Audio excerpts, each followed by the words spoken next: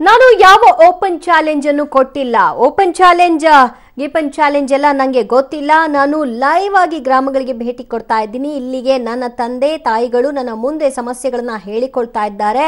ಇವರಿಗೆ ನಾನು ಆನ್ಸರಬಲ್ ಆಗಿರಬೇಕೇ ವಿನಃ ಯಾರಿಗೂ ಅಲ್ಲ ಅಂತ ಹೇಳಿದ್ದಾರೆ. 18ನೇ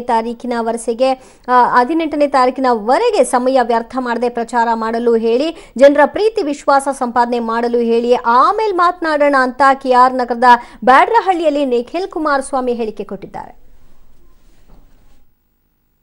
ನಾನೇನು ಓಪನ್ ಚಾಲೆಂಜ್ ಏನು ಕೊಟ್ಟಿಲ್ಲಪ್ಪ. ಯಾವ ಓಪನ್ ಚಾಲೆಂಜ್ ಕೊಟ್ಟಿದ್ದೀನಿ? ನಾನು ಒಂದು ಮಾತು ಹೇಳ್ತೀನಿ, ಇವತ್ತು ನಾನು ಓಪನ್ ಚಾಲೆಂಜು ಗೀಪನ್ ಚಾಲೆಂಜು ನನಗೆ ಇವೆಲ್ಲ ಗೊತ್ತಿಲ್ಲ. ನಾನು ಲೈವ್ ಆಗಿ ಇವತ್ತು ಗ್ರಾಮಗಳಿಗೆ ಭೇಟಿ ಕೊಟ್ಟು ಅಲ್ಲಿನ ತಂದೆ ತಾಯಂದ್ರು ನನಗೆ ಸಮಸ್ಯೆಗಳ ಬಗ್ಗೆ ಏನು ಮಾತಾಡ್ತಾ ಇದ್ದಾರೆ.